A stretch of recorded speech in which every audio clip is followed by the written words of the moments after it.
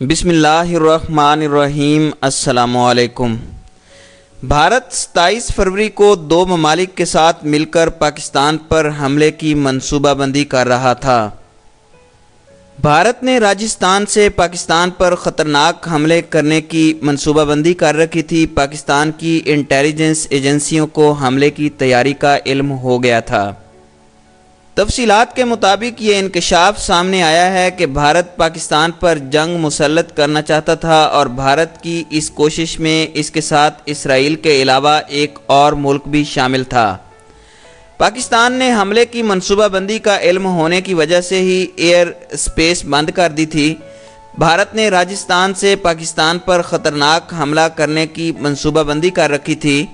پاکستان کی انٹیلیجنس ایجنسیوں کو حملے کی تیاری کا علم ہوا تو واضح طور پر بتا دیا گیا تھا کہ حملے کی صورت میں بھرپور جواب دیا جائے گا۔ انٹیلیجنس اطلاعات کی بنیاد پر بھارت اور اسرائیل کا حملہ ناکام بنا دیا گیا، جبکہ بھارت کے دو ممکنہ حملے پیشگی اطلاع کی بنیاد پر ناکام بنائے گئے۔ ذرائع نے بتایا کہ بالاکوٹ میں بھارتی دراندازی کے بعد پاکستان نے صبر و تحمل کا مظاہرہ کیا۔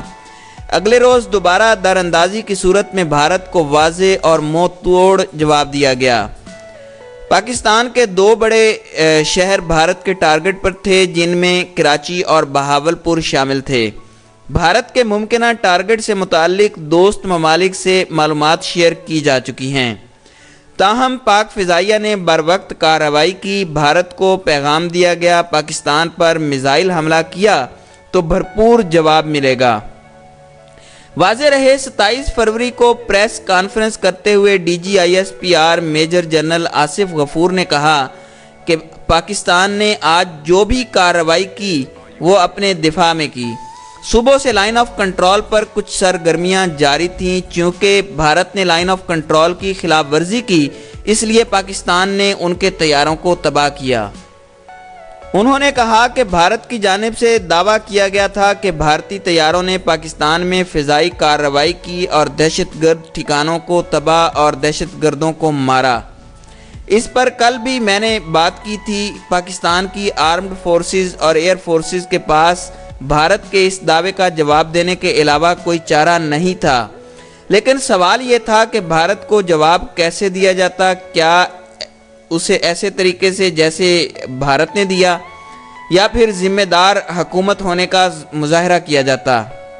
ہم نے بھارت کو اس کا جواب دینے کا فیصلہ کیا، جس کے تحت ہم نے تہیہ کیا کہ ہم کوئی ملٹری ٹارگٹ نہیں لیں گے اور ہماری کارروائی کے نتیجے میں کوئی انسانی جان کا نقصان بھی نہیں ہوگا۔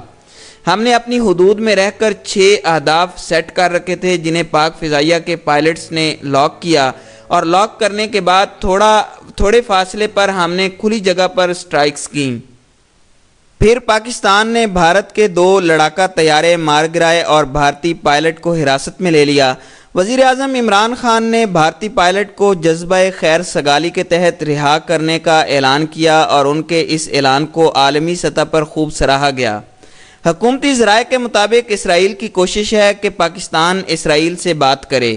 اسرائیل کا مقصد پاکستان میں ایٹمی اثاثوں کو نقصان پہنچانا تھا۔ حکومتی ذرائع نے بتایا کہ فلسطین میں اسرائیلی مظالم کو دیکھتے ہوئے کسی صورت اسرائیل سے بات نہیں کی جا سکتی۔ حکومتی ذرائع کے مطابق بھارت نے پلوامہ حملے کا جو ڈوزیئر پاکستان کو دیا، اس میں کوئی قابل عمل شواہد نہیں ہیں۔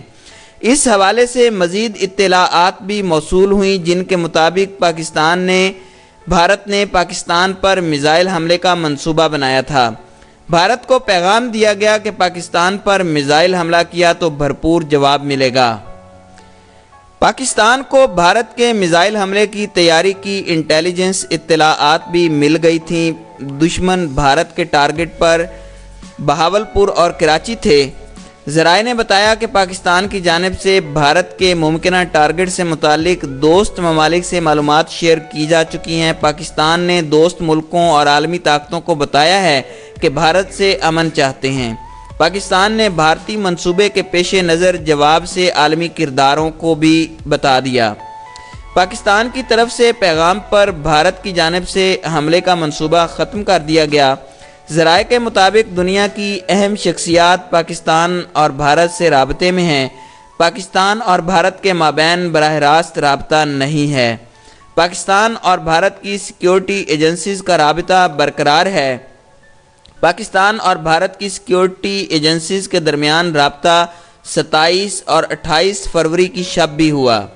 ذرائع کے مطابق اس وقت کشیدگی کی سطح پہلے جیسی نہیں ہے۔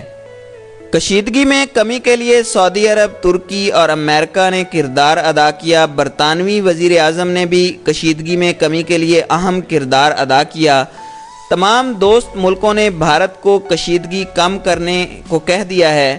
پاک فضائیہ، پاک فوج اور بحریہ پوری طرح تیار اور چوکس ہیں۔